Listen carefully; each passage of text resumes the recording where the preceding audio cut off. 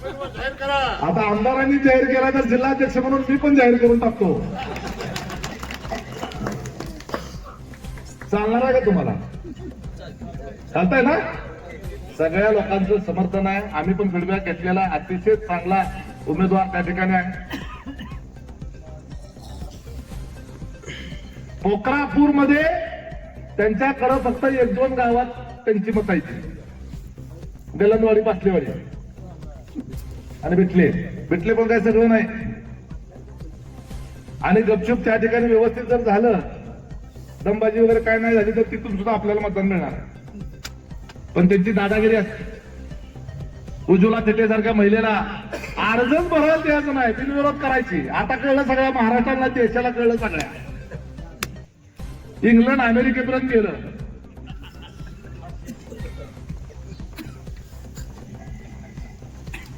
अनगरचं नाव England आणि अमेरिकेपर्यंत गेलं असं म्हणले पालकमंत्री.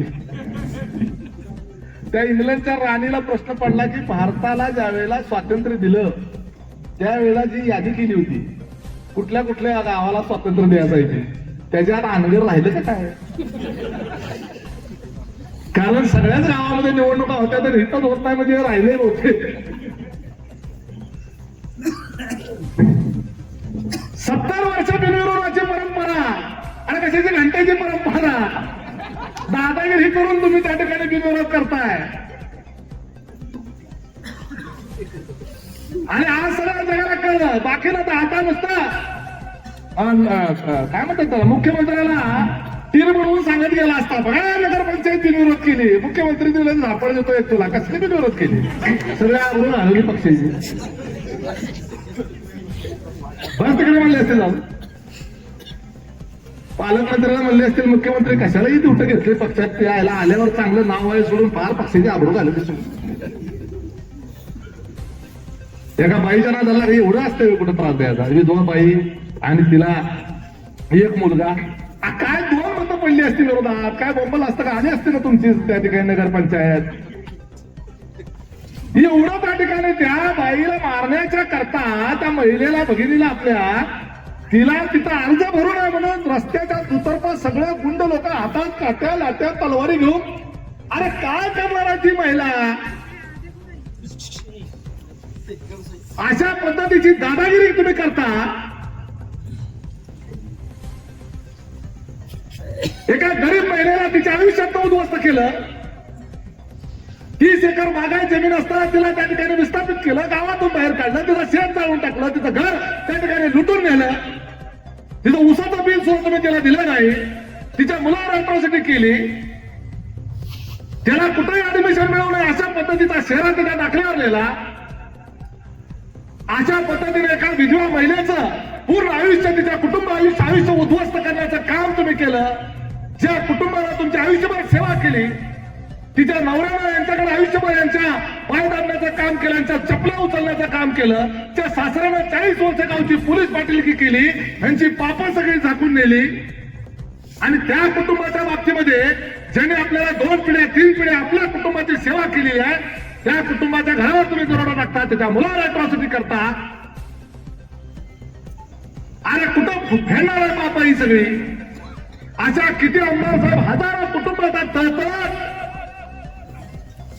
हजारो महिलांचा तळतळ, हजारो कुटुंबाचा तळतळ आज यांच्या कुटुंबाला लागलेला आहे. आणि म्हणून यांना घरघर लागलेला आहे. एवढं लक्षात ठेवा. सून नगराध्यक्ष होऊन सुद्धा त्याचा आनंद साजरा करता आला नाही.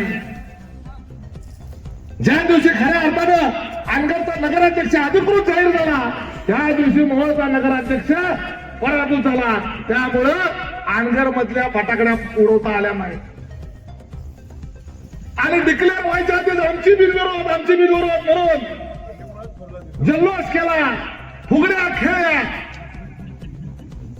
आणि जल्लोषाचा उन्माद एवढा की अजितदादाला चॅलेंज केलं, गुलाबाचा पण नाद करायचा, अनगरचा करायचा नाही.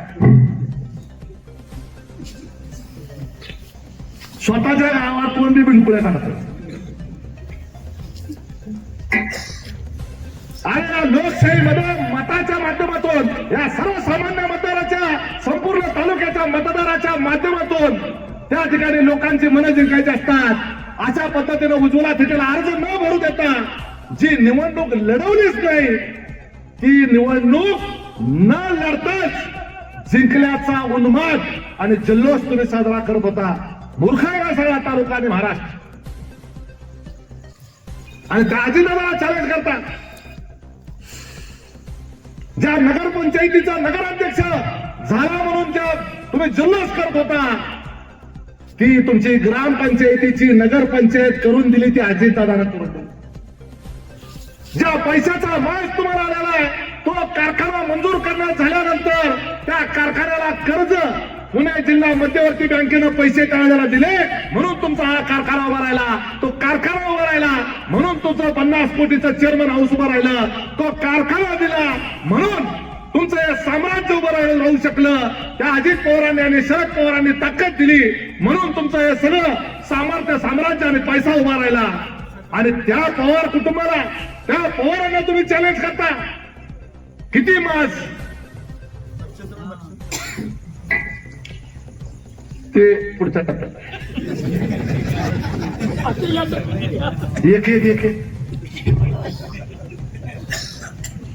मोहिते पाटलांनी पक्ष सोडला परंतु कधी पवार कुटुंबाच्या विरोधामध्ये अशा पद्धतीची भाषा केली नाही. परिचारकांनी पक्ष सोडला त्यांनी सुद्धा पवार कुटुंबाच्या बाबतीत अशी भाषा केली नाही.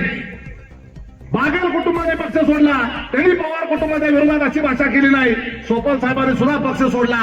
राजकारणामध्ये काही वेळेला निर्णय घ्यावे लागतात परंतु मी देखील पक्ष सोडला होता.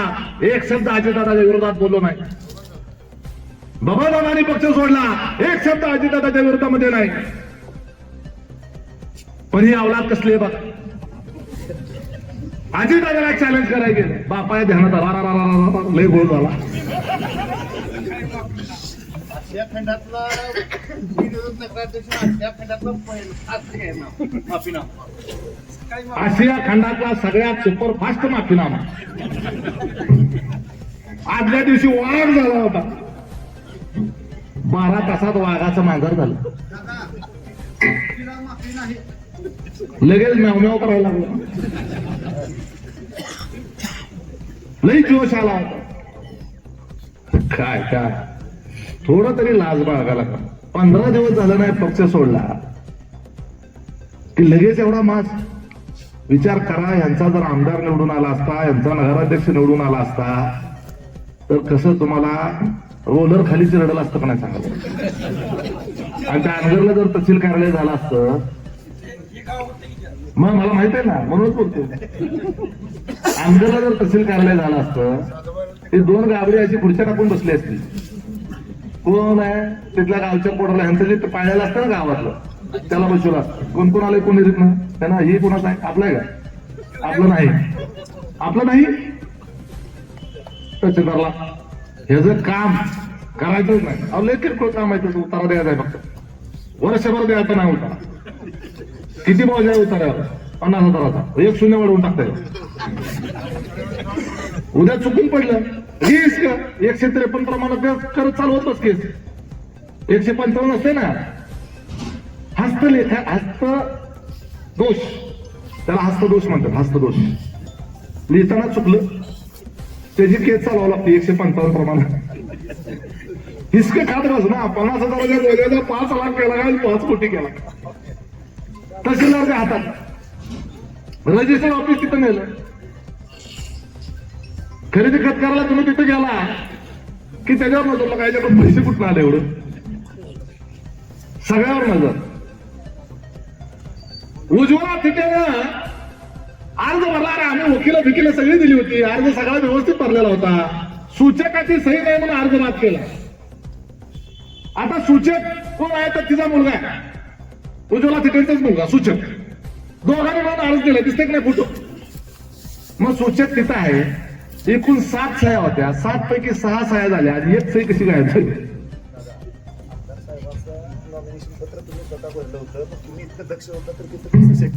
तेच सांगतोय की मी MSc वगैरे झालेला माणूस आहे राव.